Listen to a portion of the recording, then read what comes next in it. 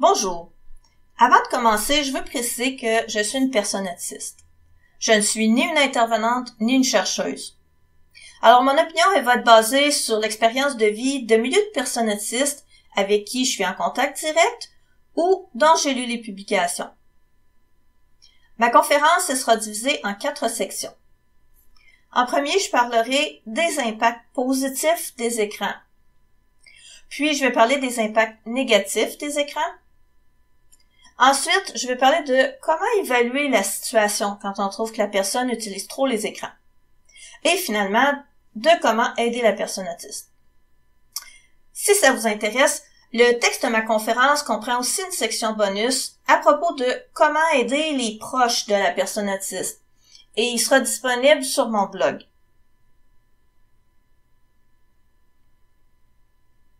Les écrans peuvent améliorer grandement la qualité de vie des personnes autistes. Je vais commencer par vous présenter toutes sortes de façons dont les écrans peuvent être utilisés pour pallier au déficit de la personne. Les personnes autistes ont des profils cognitifs qui sont diversifiés, mais elles ont en commun que leur fonctionnement cognitif leur cause des situations de handicap. On retrouve chez les personnes autistes, et ça tout au long de leur vie, des déficits au niveau de la mémoire de fonctionnement, de la planification, de l'organisation, de l'orientation dans le temps ou dans l'espace, des difficultés à effectuer des transitions, à contrôler l'attention, à la résolution de problèmes, au raisonnement, à initier des tâches et à les compléter, au contrôle et à la régulation de ses émotions et toutes sortes d'autres fonctions exécutives. Les personnes autistes sont aussi plus susceptibles d'avoir des troubles en 10, par exemple la dyslexie. Je suis d'une génération qui a grandi sans les écrans. Et je peux témoigner que l'arrivée des écrans et leur constante miniaturisation, ça m'a donné une plus grande autonomie. Parce que comme beaucoup de personnes autistes, j'utilise constamment plusieurs logiciels pour pallier à mes déficits cognitifs. Les jeux vidéo sont aussi des puissants outils avec les personnes autistes, parce que le jeu, ça peut contribuer à développer les capacités cognitives. Par exemple, un jeu vidéo comme Minecraft, ça comporte d'innombrables situations où il faut faire preuve de capacités comme planifier, organiser, utiliser des méthodes de résolution de problèmes ou passer rapidement d'une tâche à une autre, par exemple quand un zombie décide de vous attaquer pendant que vous construisiez une maison. Les écrans offrent des possibilités dont les générations précédentes pouvaient seulement rêver. Et c'est particulièrement vrai au niveau des méthodes de communication alternatives et augmentatives, ce qu'on appelle l'AAC. Bien sûr, il y a les logiciels de synthèse vocale basés sur des pictogrammes ou un alphabet, mais il y a toutes sortes d'autres opportunités. Par exemple, beaucoup de personnes autistes qu'on dit verbales ont en fait énormément de difficultés à exprimer leurs pensées et leurs émotions verbalement. J'en fais partie. Auparavant, ces personnes, elles avaient accès à aucun outil pour les aider à s'exprimer. Aujourd'hui, dans les communications entre personnes autistes, on voit constamment des émoticônes, des photos, des dessins à main levée, des mèmes, des extraits vidéo ou sonores, et tout ça, c'est utilisé pour exprimer les pensées et les émotions. Et même les personnes neurotypiques, elles utilisent régulièrement ces nouvelles formes de communication alternative augmentative. Et ça rend ces formes-là plus efficaces pour la personne en situation de handicap que les formes plus traditionnelles d'AAC. Parce que les nouvelles formes d'AAC, elles sont connues du grand public. À cause de notre mode de pensée qui est très concret, et couplé à nos difficultés parfois non diagnostiquées au niveau de la compréhension verbale, il peut être nécessaire ou bénéfique d'utiliser des méthodes d'apprentissage qui font pas appel à la compréhension du langage. Et les écrans, ils nous offrent des multiples possibilités d'apprentissage en communication verbale. Par exemple, quand j'étais enfant, j'ai appris beaucoup moins en écoutant mes professeurs en classe que tout ce que j'ai appris en feuilletant des livres avec des titres comme Comment c'est fabriqué, des encyclopédies illustrées, des bandes dessinées, etc. Internet aujourd'hui nous donne accès à des documents qui sont stockés dans des milliers de bibliothèques partout dans le monde, en plus d'une infinité de vidéos et de tutoriels. Les jeux électroniques peuvent aussi apprendre des choses aux joueurs. Par exemple, que l'autre n'a pas nécessairement la même perspective que toi. Par exemple, si on joue ensemble au même jeu, on peut voir concrètement sur l'écran de l'autre joueur que son champ de vision est différent du mien.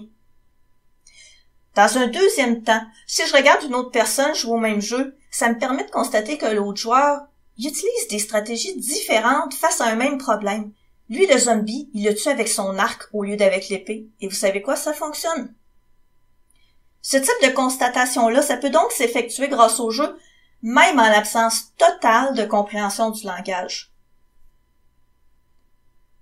Il y a bien des gens qui croient que l'utilisation d'une réalité parallèle par les personnes autistes pour faciliter leurs interactions sociales, c'est apparu avec les environnements virtuels. Mais je vais vous amener un court voyage dans le temps. Quand j'étudiais à l'école secondaire et au cégep, c'était dans les années 1990, à chaque moment de pause, on pouvait trouver des personnes qui avaient toutes les caractéristiques autistiques, qui jouaient à Donjons et Dragons avec des cartes et des dés. Ces personnes-là étaient totalement absorbées dans leur univers parallèle. Ils en parlaient toute la journée. Ils fréquentaient seulement d'autres joueurs de Donjons et Dragons. Aujourd'hui, ce type de personnes-là, elle joue à des jeux vidéo.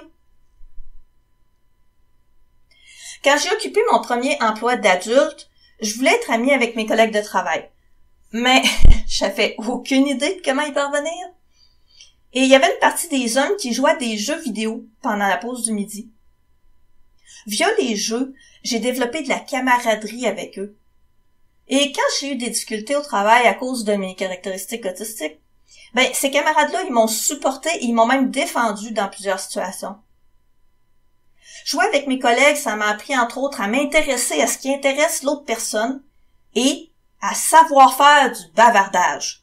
Et ça, ce sont deux habiletés qui sont essentielles si tu veux survivre dans un environnement de travail. Les jeux de rôle, eux, m'ont enseigné qu'il existe des types de personnes et que si j'apprends à repérer les types de personnes et à connaître les caractéristiques de chaque type, je peux plus facilement développer des scripts d'interaction qui sont adaptés à chacun des types. Et cet apprentissage-là m'a rendu énormément plus apte aux interactions sociales harmonieuses. Dans le jeu, il suffit d'adopter tel comportement avec l'elfe et tel comportement avec le magicien. Dans la réalité, il suffit d'adopter tel comportement avec le collègue qui a des traits de personnalité limite et tel comportement avec le patron qui a des traits de personnalité narcissique. Après, mes lectures de livres de psychologie m'ont permis d'étoffer mes types de personnes et mes scripts d'interaction en comprenant mieux leur mode de perception, de raisonnement et de ressenti émotif pour chacun des types de personnes. Grâce à tout ça, je suis devenue une excellente autiste caméléon. J'ai développé une grande habileté à jouer des personnages qui conviennent aux divers types de personnes. Des personnages qui ne heurtent pas leur sensibilité et donc qui déclenchent pas leur mécanisme de défense psychologique. Par contre, il y a de nombreux et sérieux désavantages à passer sa vie à jouer des personnages. Entre autres, ça entraîne beaucoup de fatigue. T'as l'impression d'être personne. T'es déconnecté avec tes émotions. Et il y a une absence de relation authentique. T'es jamais vraiment aimé pour qui tu es, mais pour tes personnages. Remarquez-vous ici des supposés traits autistiques? Ce ne sont pas des caractéristiques intrinsèques à la personne autiste, tout ça.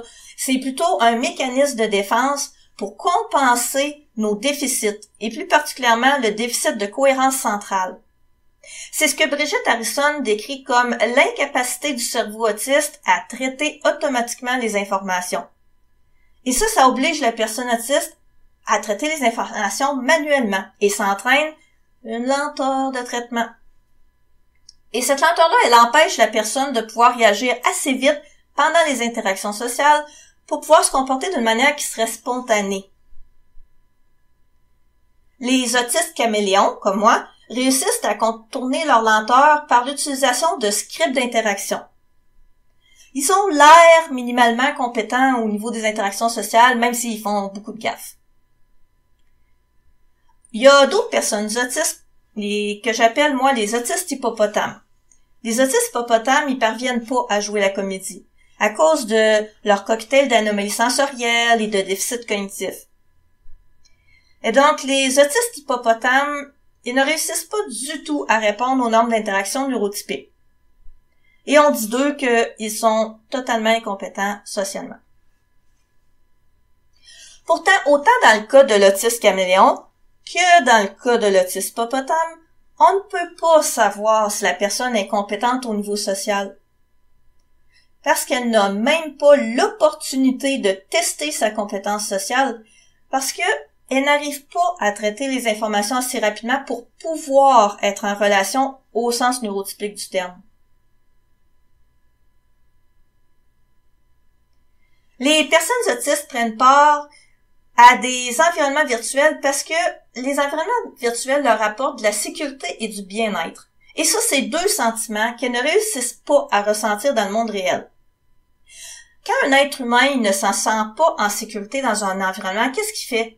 Ben, il se méfie, il s'isole et il se protège du danger. Et ça, c'est peu importe que le danger soit réel ou perçu, c'est pareil. Les personnes autistes peuvent avoir des anomalies au niveau de chacun de leurs sens. La vue, l'ouïe, l'odorat, le goût, le toucher, mais aussi la proprioception, l'équilibre, la thermoception, la nociception et l'interoception. Et ces anomalies sensorielles, elles peuvent être soit une hypersensibilité, soit une hyposensibilité, soit de la synesthésie, c'est-à-dire des interactions entre les perceptions de deux sens, ou du bruit blanc, c'est-à-dire des interférences. Et plusieurs de ces anomalies-là peuvent coexister pour chacun des sens. Et chaque sens peut avoir un cocktail d'anomalies différent des autres sens. Imaginez à quel point la perception de la réalité d'une personne autiste peut différer de votre perception du monde. Quand on a une hypersensibilité à un stimulus sensoriel, on se sent agressé. Et c'est vraiment comparable à la douleur comme sensation, parce que autant la douleur que la surcharge sensorielle, ça cause une détresse physique, émotive et cognitive. Les personnes autistes trouvent souvent dans les environnements virtuels la possibilité de configurer l'environnement en fonction de leurs besoins. Ce qui est bien sûr impossible dans le monde réel. Le monde réel, on n'a pas d'autre choix que le subir. Bien sûr, je peux porter des bouchons ou un casque pour diminuer le niveau sonore dans le monde réel, mais je dois les enlever quand j'ai des otites, quand il fait trop chaud, quand j'ai mal à la tête, etc. Alors qu'avec les environnements virtuels, je peux ajuster le niveau sonore comme il me convient et gabrer à 0. Connaissez-vous la technique de torture qui consiste à priver la personne de tout stimuli sensoriel? Notre cerveau tolère très mal l'absence de stimuli sensoriels. Les personnes qui ont une hyposensibilité prononcée, elles vivent cet inconfort-là au quotidien. Alors, elles recherchent des sensations fortes pour compenser le manque de stimulation reçue. Et le rythme rapide et la richesse visuelle des jeux vidéo, ils peuvent être une bonne source de stimulation et ainsi apaiser le cerveau de la personne. Notre mode de pensée axé sur les détails implique que nous devons observer et analyser consciemment chaque détail d'une situation avant de pouvoir nous faire une idée d'ensemble et donc aussi avant d'être capable de réagir à la situation. Le monde réel étant totalement imprévisible parce qu'il est chaotique, beaucoup de personnes autistes s'y sentent en danger perpétuel. Les environnements virtuels, eux, sont plus prévisibles. Vous pouvez planifier comment vous allez réagir quand le zombie va vous attaquer. Les autistes caméléons ont des scripts d'interaction pour chacune des situations qu'elles ont déjà vécues, observées ou anticipées. Mais la vie réelle est ainsi faite que, malgré 44 années passées à créer et à parfaire des centaines de scripts d'interaction, chaque jour je me retrouve face à des nouvelles situations pour lesquelles je n'ai aucun moyen de réagir sur le champ à cause de mes déficits cognitifs. Bien des personnes autistes ont des intérêts différents des intérêts de leurs proches. On leur rappelle continuellement que leurs intérêts sont anormaux. Les humains ont naturellement un sentiment d'aversion envers tout ce qui leur semble étrange. C'est normal. Le sentiment d'aversion s'entraîne des réactions comme s'éloigner de la personne, la ridiculiser ou la stigmatiser. La personne qui est ainsi exclue du groupe, elle se sent en danger. Elle s'en rend compte que les autres ressentent soit du dédain, de la peur, de la haine envers elle à cause de son étrangeté. Et d'ailleurs, là, son étrangeté, c'est pas seulement lié à ses intérêts. Son entourage y ressent de l'aversion par rapport à toutes sortes de choses, sa manière de réfléchir, sa manière de percevoir l'environnement physique, son habillement, ses postures et toutes sortes d'autres choses qui sont directement liées aux caractéristiques neurologiques de la personne autiste. La personne autiste, elle vit constamment dans un milieu où elle ne comprend rien aux normes et donc non seulement elle effraie les autres, mais les autres aussi l'effraient. Et nous aussi, on a besoin de ressentir que nous appartenons à un groupe dans lequel nous sommes considérés comme des gens compatibles et normaux. Alors Internet, ça nous a permis de trouver plus facilement des groupes de gens qui partagent nos intérêts et former des communautés dans lesquelles les normes sociales autistes sont considérées normales. Toutes les personnes ont besoin de se sentir compétentes. Tout le monde veut comprendre, connaître.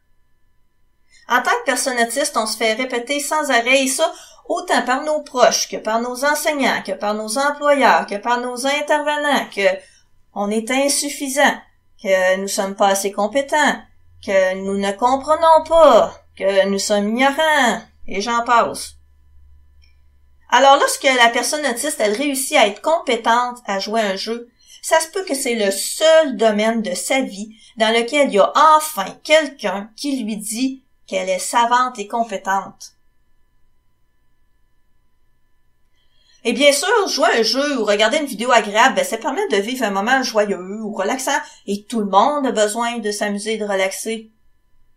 Mais je dirais que les personnes autistes ont encore plus besoin de moments de détente, parce que nos anomalies sensorielles, nos déficits cognitifs, nos difficultés au niveau de la communication et des interactions sociales, tout ça s'entraîne l'accumulation de beaucoup plus de tensions que chez une personne neurotypique.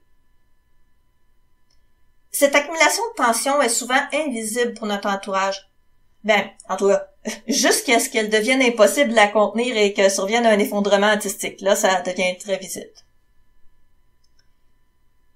Alors, les moments de détente dans un environnement qui répond aux besoins sensoriels de la personne autiste, ils sont nécessaires. Ça permet d'évacuer les tensions accumulées et donc de prévenir les effondrements autistiques, ou bien, en tout cas, au moins d'en limiter la fréquence, la durée ou l'intensité. Évacuer les tensions, ça permet aussi à la personne autiste de retrouver assez de disponibilité cognitive et affective pour qu'elle puisse interagir avec vous. Je vais maintenant passer aux impacts négatifs des écrans. Commençons par parler des risques qui sont liés à la fatigue physique ou sensorielle. Il y a beaucoup de personnes autistes qui ont au moins une hypersensibilité sur un de leurs sens. Quand la personne autiste participe dans un environnement virtuel qui sollicite son sens hypersensible, elle peut se retrouver en surcharge sensorielle très rapidement. La surcharge sensorielle va à son tour causer une grande fatigue physique. En plus de ça, certains joueurs empiètent sur leurs heures de sommeil pour pouvoir jouer davantage. Et les personnes autistes ont déjà des difficultés avec le sommeil, alors elles doivent vraiment profiter de leur fenêtre de sommeil naturel. Une surcharge cognitive peut aussi être causée par un jeu qui interfère avec un de nos déficits cognitifs. Il y a beaucoup de personnes autistes qui ne s'aperçoivent pas qu'elles sont en train de se fatiguer. Elles vont s'en apercevoir seulement quand elles sont complètement épuisées. Et en plus, nous avons de la difficulté à effectuer des transitions, par exemple à changer de tâche ou à changer d'activité. Et en particulier, nous avons de la difficulté à trouver un point d'arrêt dans un processus qui n'a pas de fin. Par exemple, si je joue à Minecraft, il n'y a pas de fin dans Minecraft, on peut jouer à l'infini. Alors c'est souvent impossible pour moi de trouver un point d'arrêt. Étant donné qu'en plus je ne perçois pas le passage du temps, j'ai pas le choix, je dois utiliser une minuterie quand je joue à Minecraft. La personne autiste qui a une relation épuisante et douloureuse avec l'environnement autant physique que l'environnement humain, bien sûr qu'elle est à risque de vouloir fuir la réalité. Et les environnements virtuels sont beaucoup plus attrayants pour cette personne. Ils peuvent même devenir les seuls environnements qui lui causent pas un niveau de souffrance insupportable, et donc ça se peut que ce soit les seuls environnements qui ont de l'attrait pour cette personne-là. Pour aider la personne autiste, c'est nécessaire de comprendre ses besoins et d'y répondre. Dans cette optique, je vais vous présenter un processus d'évaluation de la situation dans sa globalité en 4 étapes. La première étape, c'est de comprendre le style d'attachement distinctif de certaines personnes autistes. La deuxième étape, c'est d'évaluer s'il s'agit d'une dépendance ou d'une stratégie adaptative. La troisième étape, c'est d'évaluer les besoins et les attentes de la personne autiste. La quatrième étape, c'est d'évaluer les besoins et les attentes des proches de la personne autiste. Les personnes neurotypiques sont habituées à ce que, en général, les autres répondent tant bien que mal à leurs attentes. Pas nous, malheureusement.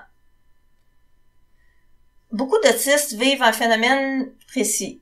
Leurs besoins ne sont pas compris par l'entourage. Dès le plus jeune âge, un bébé autiste, un bambin autiste, un enfant autiste ou un ado autiste, il peut en venir à la conclusion qu'il n'y aura jamais personne qui va répondre à ses besoins. Par exemple, quand j'étais bébé, je hurlais quand on essayait de me prendre et de me cajoler, parce que le toucher, c'est très problématique pour moi. Mais d'après vous, qu'est-ce que mes parents neurotypiques faisaient pour me calmer? Ils essayaient encore plus de me cajoler pour me réconforter.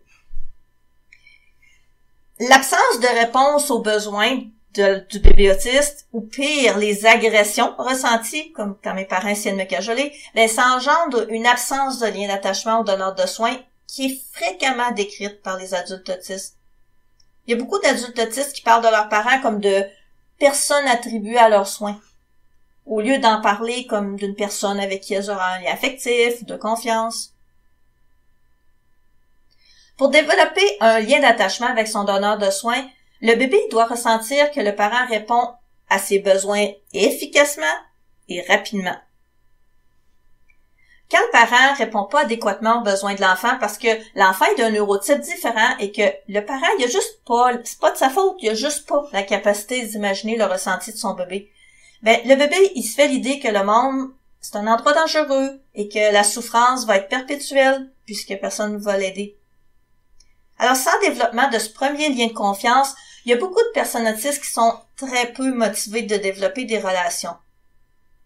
Et comme elles sont inadéquates socialement parce qu'elles ne comprennent rien au nombre relationnel neurotypique, elles deviennent souvent victimes d'exclusion du groupe ou même de violence.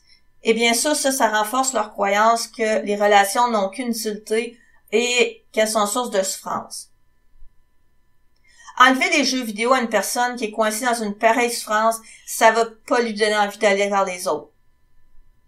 Quand une personne autiste est rendue à ce point-là, il faut que ce soit les autres qui fassent les premiers pas et qui démontrent à la personne autiste que la relation peut être source de réassurance, de bien-être et de réponse aux besoins de la personne autiste. Ensuite, la personne autiste, elle va s'ouvrir. Ses mécanismes de défense, ils seront plus nécessaires puisqu'il y aura plus de danger. Bien sûr, il y en a des personnes autistes qui ont développé un lien d'attachement solide et positif avec leurs parents. Mais aujourd'hui, je trouve utile que les intervenants soient sensibilisés au fait que même un parent qui est bienveillant, ça se peut que par pure ignorance des besoins spécifiques à son enfant, il a fait en sorte que son enfant il a ressenti ses interventions comme des agressions ou qu'il a ressenti l'absence de réponse à ses besoins comme de l'abandon. Vous devriez toujours prendre le temps d'évaluer s'il s'agit vraiment d'une dépendance ou s'il s'agirait pas plutôt d'une stratégie adaptative. Bien sûr, la stratégie peut être bénéfique ou nuisible, mais c'est quand même à différencier d'une addiction. Les personnes autistes sont pas à l'abri de développer une dépendance en bonne et due forme. Il y a certaines personnes autistes qui peuvent devenir dépendantes aux sensations de plaisir, de pouvoir, de risque contrôlé et toutes les autres sensations fortes que procurent certains jeux vidéo. Mais est-ce qu'on peut dire qu'une personne autiste qui joue à un jeu vidéo pour pallier à ses déficits, pour ressentir un moment de sécurité dans sa journée, pour apprendre à socialiser avec ses collègues de travail, pour se sentir compétente, pour se détendre dans le but d'éviter un effondrement artistique. Est-ce qu'on peut vraiment dire que cette personne-là est en situation de dépendance par rapport à son jeu? Ou est-ce que c'est pas plutôt une stratégie adaptative? Même si cette stratégie adaptative, elle peut parfois devenir nuisible. Par exemple, si c'est la seule stratégie que la personne elle utilise, c'est pas terrible. Quand un professionnel neurotypique évalue une personne autiste, il peut pas se contenter d'observer les signes extérieurs. Parce que souvent, un même signe extérieur peut avoir une cause complètement différente chez la personne autiste. Par exemple, ça se peut que pour la personne autiste, le jeu, ça soit juste une forme de stéréotypie. Parce que les mouvements répétitifs dans un jeu, ça peut être semblable à jouer avec un jouet sensoriel. L'isolement dans un environnement virtuel, ça peut être causé aussi par l'absence d'espoir face à l'absence de futur. Ça peut donc être une fuite d'un monde qui propose rien aux autistes. Les autistes sont à 90% sans emploi stable, sans logement acceptable, pas d'amitié, pas d'amour, pas de sexualité, pas de possibilité de réaliser aucun de tes projets finalement. Ça peut aussi être lié à la détresse causée par des années à endurer un environnement qui te cause des situations insupportables à cause des anomalies sensorielles. Donc, si on améliore la qualité des relations interpersonnelles, si on ouvre un avenir pour la personne et si on trouve des solutions à ses déficits cognitifs et à ses anomalies sensorielles, la personne, elle va sortir de sa fuite tout naturellement parce qu'elle aura plus besoin de fuir la réalité pour survivre émotionnellement.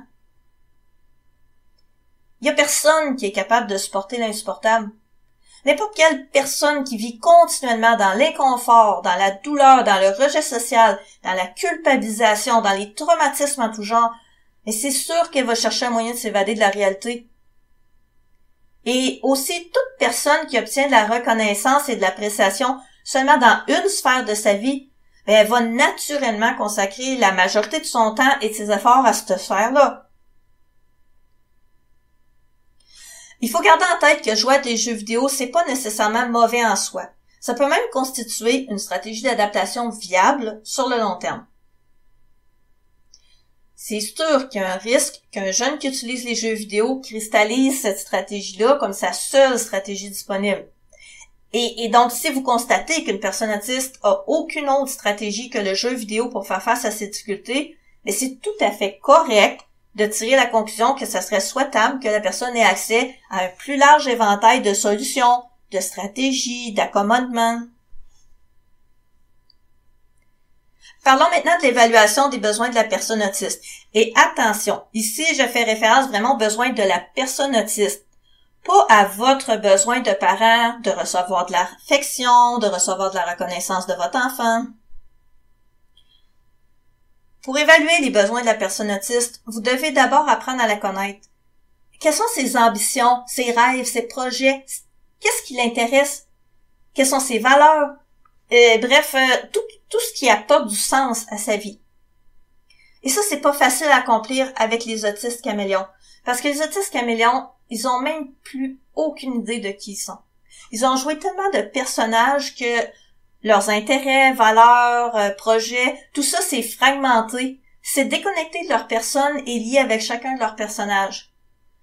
Et c'est tout un travail d'aider ces personnes-là à réapprendre à se connaître, à démêler leurs personnages de leur personne. Mais c'est nécessaire de faire ce travail-là avant même que vous puissiez déterminer les besoins de la personne. Il peut aussi être difficile de départager les besoins réels de la personne autiste de ses mécanismes de défense.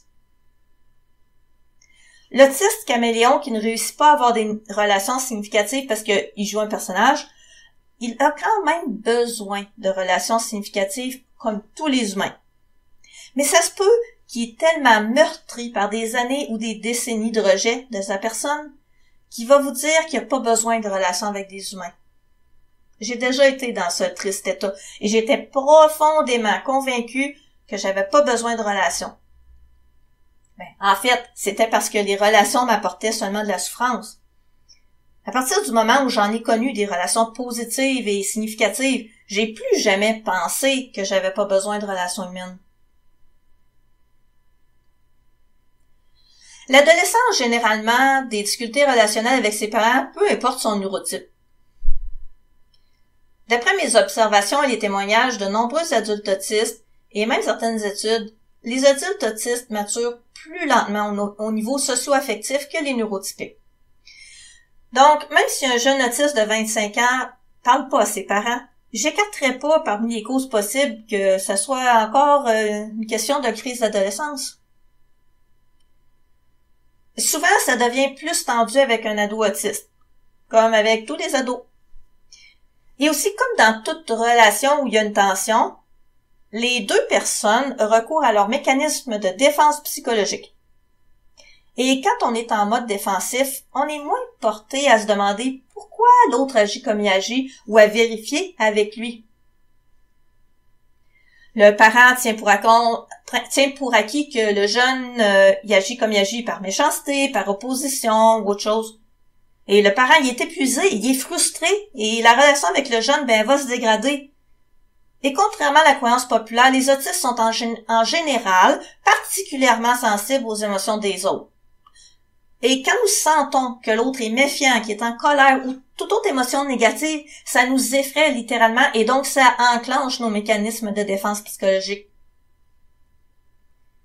Les proches et les intervenants neurotypiques font souvent des erreurs d'attribution d'intention. Mais la personne autiste peut avoir des motivations très différentes des vôtres. Par exemple, ça se peut qu'elle refuse de se laver parce que les milliers de gouttes d'eau de la douche sont autant de coups de poignard pour elle. Et pas parce que elle veut s'opposer à l'ordre d'aller se laver. D'autres fois, la personne autiste, elle est pas en mesure de comprendre quelque chose qui semble tellement évident pour les autres que personne lui a expliqué, et même si elle le demande, on lui dit, tu sais bien, voyons. Je rencontre souvent des parents qui conçoivent la relation parent-enfant comme étant du type 1+1=1. Ces parents projettent leurs besoins sur leurs enfants. Par exemple, leurs besoins de réussite professionnelle, de statut social, de posséder une maison, d'avoir des enfants. Ça peut être difficile d'évaluer les besoins des proches parce qu'il faut d'abord les aider à démêler leurs besoins des besoins de la personne autiste et les amener à constater qu'ils projettent leurs besoins sur la personne autiste. J'en dirai pas plus sur l'évaluation des besoins des proches parce que vous êtes déjà des spécialistes des personnes neurotypiques.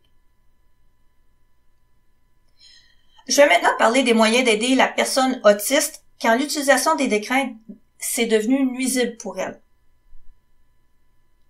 Je vais parler ici en fonction d'adolescents autistes, mais prenant en considération qu'il y a certains adultes autistes qui peuvent avoir besoin des mêmes informations et explications dont je vais parler.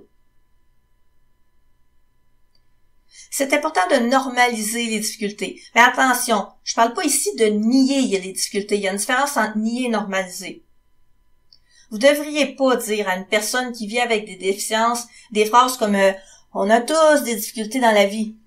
Bien sûr, la personne autiste, elle a aussi des difficultés dans la vie, mais la personne autiste a réellement plus de difficultés à surmonter que les autres, et ça doit jamais être nié. Il y a des générations d'autistes non diagnostiqués qui pourront vous confirmer que se faire dire toute ta vie que les autres aussi ont leurs difficultés.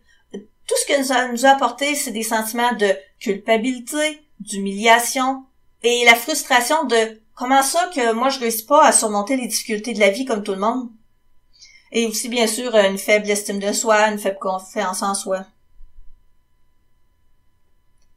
La peur de l'échec peut aussi expliquer en partie pourquoi une personne autiste passe trop de temps dans les environnements virtuels. Certains jeunes autistes ont été valorisés uniquement en fonction de leur intelligence. En partie parce qu'elles sont malhabiles physiquement. Donc elles peuvent pas être valorisées sur leur jeu de hockey. En partie aussi parce qu'elles sont malhabiles dans les interactions sociales et que la réussite dans toutes les sphères de la vie s'est dictée en grande partie par les habiletés sociales. Autant à l'école, qu'au travail, qu'en amitié, qu'en amour, et même dans les loisirs. Parfois aussi, le parent va survaloriser l'intelligence de son jeune parce qu'il n'accepte pas que son enfant ait des déficits. Et donc, il va s'intéresser seulement à ses forces.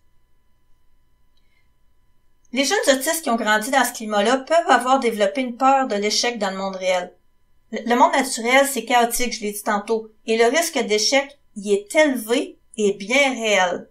Alors ces jeunes-là ont peur d'être jugés stupides s'ils échouent ou s'ils se trompent. Et donc, ils perdraient la seule valeur qu'ils ont pour leurs proches, leur intelligence. Si je suis stupide, je ne suis plus intelligent. Et donc, c'est important de normaliser la peur de l'échec si elle est présente et d'expliquer comment on peut diminuer la peur. Par exemple, ça peut être nécessaire d'expliquer à la personne autiste pourquoi son parent a survalorisé son intelligence. Ça a aidé beaucoup de personnes autistes de comprendre pourquoi et à quel point c'est difficile pour un parent d'avoir un enfant qui n'est pas considéré normal et valide. Expliquer aussi aux jeunes que dans bien d'autres familles ou milieux, l'expérience et la compétence sont plus valorisées que l'intelligence. Ça donne une nouvelle perspective qui permet de se tromper et d'échouer. Parce que maintenant, ça fait partie du processus d'apprentissage, d'acquisition, d'expérience et de compétences. Moi, j'ai appris ça très tard dans la vie, malheureusement. Pour lui donner l'opportunité de se construire une meilleure estime de soi, il faut en parallèle favoriser dans le monde réel des situations où les chances de réussite de la personne autiste sont au moins égales à celles de ses pairs. Il faut ensuite expliquer que quand on est dans une situation d'incapacité ou d'imitation, c'est attendu qu'on ne pourra pas atteindre le même niveau de réussite que ses pairs et que c'est correct que les humains aient des forces et des faiblesses variées. Bien sûr, encore faut-il que vous y croyez. Le parent ou l'intervenant doit avoir des attentes réalistes et il doit accepter que la personne autiste, elle va toujours rester en situation de handicap. Il faut accepter que la personne a des limitations qui vont empêcher totalement ou qui vont limiter fortement sa capacité à réussir certaines choses. Il faut accepter que certaines choses pourront être réussies seulement à un coût déraisonnable et totalement disproportionné par rapport à ses pairs, autant pour sa santé physique que sa santé mentale. Et ça même avec des décennies d'expérience, des accommodements puis du soutien. Rédiger une liste avec la personne autiste et ses proches des principaux irritants, c'est-à-dire les sujets de désaccord entre eux, et aidez-les à trouver des moyens de diminuer les irritants. Oui, il va falloir faire des compromis. Mais attention, ça pourra pas toujours être la personne autiste qui fasse les compromis. Je m'explique. Le proche peut pas exiger que la personne autiste fasse quelque chose qui est impossible vu ses déficits. Ou exiger que la personne autiste endure des choses souffrantes, par exemple une surcharge sensorielle. Ou exiger que la personne autiste endure des choses qui sont épuisantes au point que ça compromet sa santé. Et ça, c'est souvent le cas pour les choses qui interfèrent avec nos déficits cognitifs ou avec nos anomalies sensorielles. Ou exiger que la personne autiste ait une compréhension qui dépasse son niveau développemental. Dans tous ces cas-là, c'est le proche qui va devoir faire un compromis. En tout cas, s'il se préoccupe du bien-être de la personne autiste. Sinon, comment voulez-vous que la personne autiste ait envie d'une relation qui va lui causer de la souffrance, de l'épuisement, qui va miner sa santé physique et sa santé mentale? Bien sûr qu'elle n'aura pas envie. Souvent aussi, mes amis autistes, ils vont répondre à un proche que la situation qu'ils décrivent est un non-problème. Ça veut dire que le proche essaie d'obliger la personne autiste à accomplir quelque chose qui est en fait absolument pas nécessaire. Un exemple d'irritant fréquent, c'est l'hygiène. Bien sûr, ça prend un minimum d'hygiène pour les odeurs puis la santé, mais parfois les gens ont des croyances erronées quant à ce qui est vraiment nécessaire. J'ai fait un outil clinique à ce sujet-là qui est disponible gratuitement sur Internet. Bref, repensez vos priorités et la nécessité de se conformer à tout prix aux attentes à la normalité. C'est vraiment très important d'expliquer à un jeune autiste que son parent, il est pas méchant. Il est juste dans l'ignorance. Je m'explique. Expliquer aux jeunes que le parent n'y arrive pas à s'imaginer comment la réalité est pour une personne autiste. Le jeune autiste, ça se peut qu'il a conclu que son parent il fait preuve de mauvaise volonté ou carrément de méchanceté envers lui. Il peut croire que ses parents ils ont aucun respect pour ses souffrances et ses difficultés, par exemple quand il l'oblige à endurer des choses insupportables. Expliquer aux jeunes aussi que l'incompréhension fondamentale de la réalité d'être autiste, ça peut avoir entraîné l'attribution d'intentions erronées. Et si c'est arrivé, c'est souhaitable que les parents jeunes en discutent et idéalement avec un médiateur. Discuter aussi avec le jeune des situations dans lesquelles lui-même il a fait preuve d'incompréhension des besoins des autres et que c'était pas parce qu'il était méchant, mais parce qu'il était dans l'ignorance. Ça se peut que le jeune soit aveugle à son propre aveuglement, comme beaucoup de personnes de tous les neurotypes. Éclairer le jeune, tout le monde va y gagner. Mais n'exigez jamais du jeune plus que ce que vous exigeriez de ses parents ou professeurs ou intervenants. Parce que, après tout, c'est le jeune qui est censé avoir des déficits, pas les adultes de son entourage. À moins qu'il soit aussi autiste. Je rêve du jour où vivre dans l'environnement terrestre serait une chose agréable. Mais pour le moment, si on me donnait un environnement tolérable, ça serait déjà une nette amélioration. L'exposition à la surcharge sensorielle ne va pas faire disparaître l'hypersensibilité. C'est un mythe.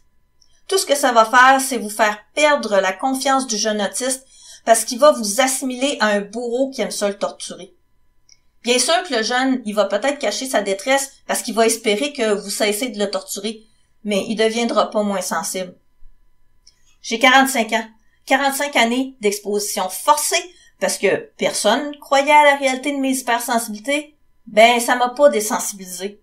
Et au contraire, mon niveau de tolérance il a diminué en vieillissant à cause de la fatigue chronique qui est engendrée par la surcharge sensorielle en continu. Avant de pouvoir intervenir sur les anomalies sensorielles, il faut d'abord évaluer lesquelles sont présentes chez la personne. Et j'ai été témoin de nombreux cas où les intervenants n'y avaient pas décelé une anomalie sensorielle qui a pourtant été observée rapidement par un adulte autiste à qui on a demandé d'observer l'enfant. Alors, je rêve du jour où chaque parent neurotypique qui a un enfant autiste aurait la chance d'être en contact avec au moins un adulte autiste. Finalement, assurez-vous que les recommandations de l'ergothérapeute sont respectées dans tous les milieux que la personne autiste fréquente. J'ai vu souvent des écoles qui disent qu'ils ne croient tout simplement pas aux anomalies sensorielles et qui n'appliquent pas les recommandations.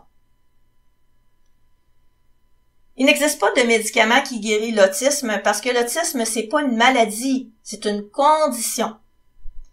Mais il y a des situations où la médication, ça s'avère utile. Par exemple, si l'anxiété est débilitante puis que ça nuit considérablement à l'acquisition d'habiletés, de connaissances ou même juste au fonctionnement quotidien, ça prend de la médication. Ou si les ruminations sont incessantes et envahissantes, au point que la personne elle a aucun espace mental pour d'autres choses puis même elle s'enfonce vers la dépression. Ou si un médicament peut rendre l'environnement tolérable au niveau sensoriel. Moi, j'en ai trouvé un qui m'aide. La psychothérapie, c'est beaucoup sous-utilisé avec les personnes autistes, à mon avis. Bien sûr qu'il y a certaines personnes autistes qui n'ont pas encore développé l'introspection et l'autocritique. Mais il y en a beaucoup de personnes autistes qui ont atteint des stades de développement suffisants puis qui ont développé ces capacités-là. Puis pour celles qui les ont pas encore développées, vous pouvez les aider à y parvenir. Il y a toutes sortes de choses qui nous causent beaucoup de stress à cause de nos déficits cognitifs. Il y a entre autres les incongruences, les impossibilités, l'orientation dans le temps, l'orientation dans l'espace, les transitions. Mais il y a aussi tout l'aspect imprévisible et non structuré des interactions sociales puis des conversations. Alors, quand vous parlez avec votre client ou votre proche autiste, structurez la conversation d'une manière logique et utilisez une communication explicite et factuelle. Un point important pour aider la personne autiste, c'est de rendre le monde réel sécuritaire et sécurisant pour elle.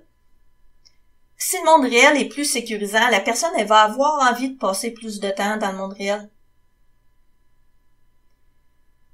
Les personnes autistes auraient besoin de formation à la psychologie neurotypique. Et là, je parle pas des habiletés les ateliers d'habileté sociale qu'on donne présentement dans les CRDI. JST.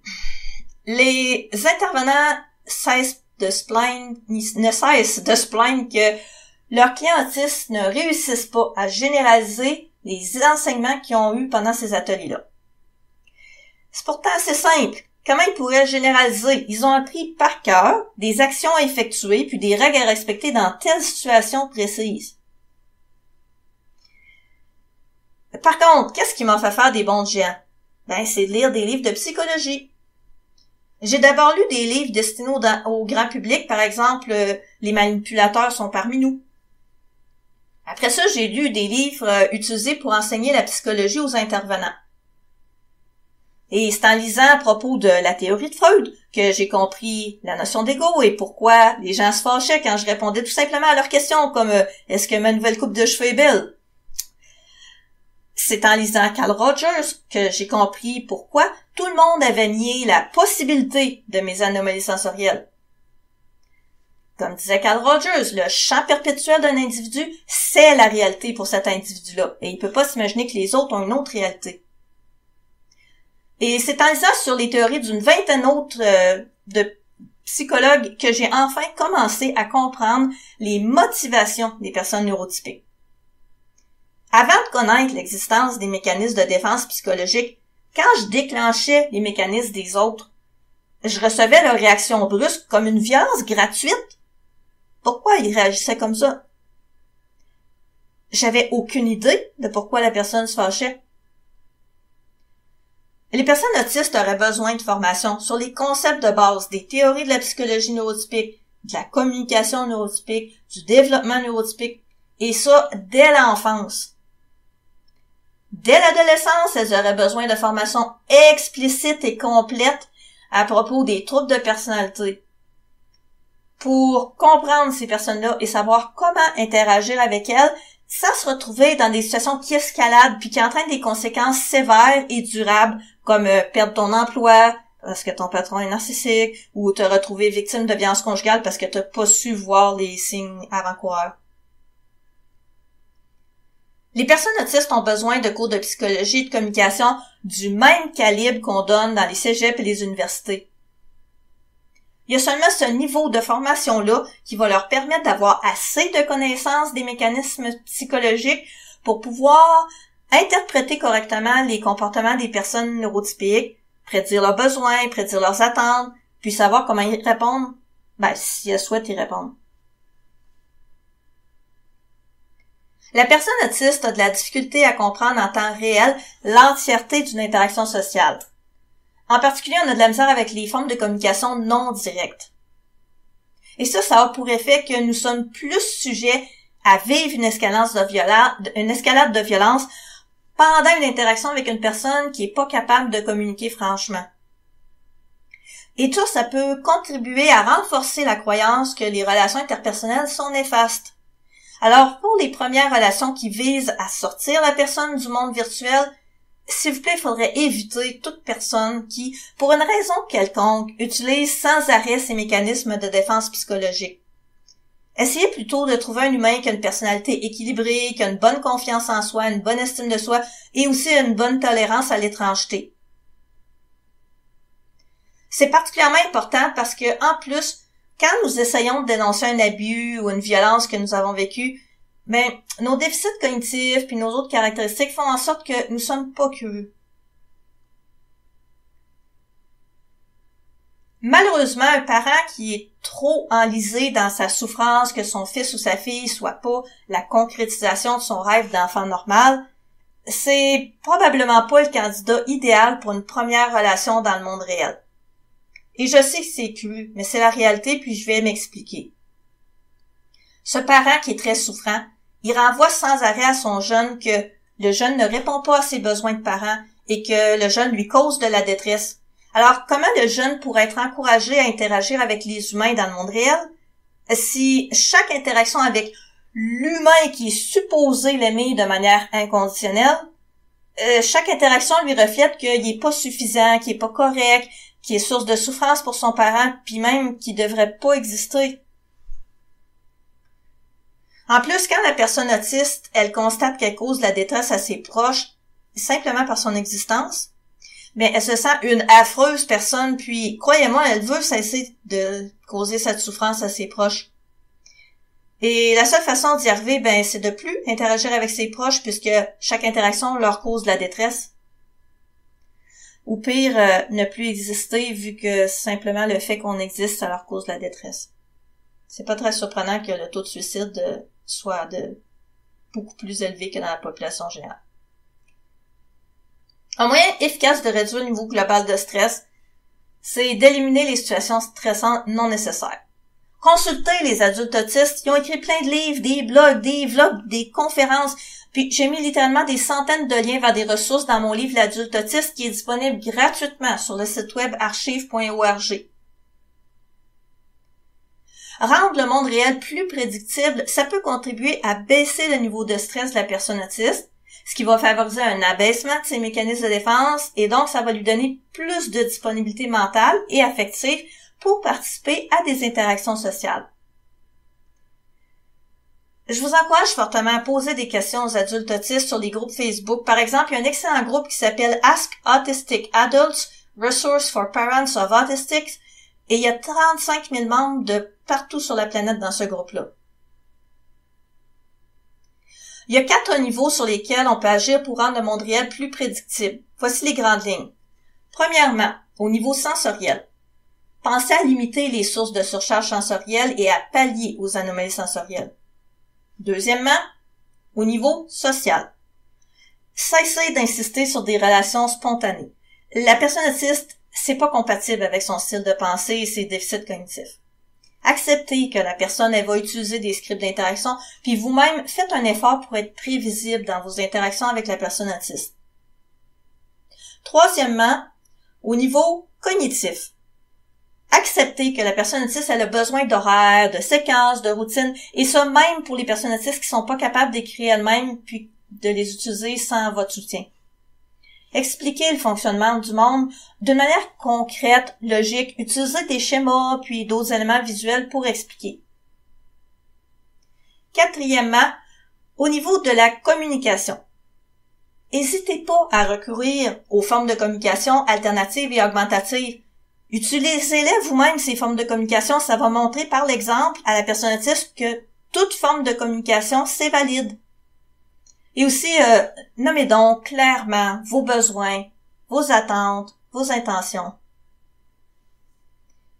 En conclusion, je veux rappeler que le champ perceptuel des personnes autistes est fortement teinté par nos anomalies de perception sensorielle, notre style de pensée concret, notre perception en détail et aussi nos déficits cognitifs. Nos plus nombreuses expériences de vie négatives, l'exclusion, la violence, les abus que nous subissons, tout ça, ça forge notre conception de la réalité. Alors tenez-en compte quand vous intervenez avec nous. Merci d'avoir écouté ma conférence et merci au RNE-TSA de s'intéresser à la réalité vécue par les personnes autistes.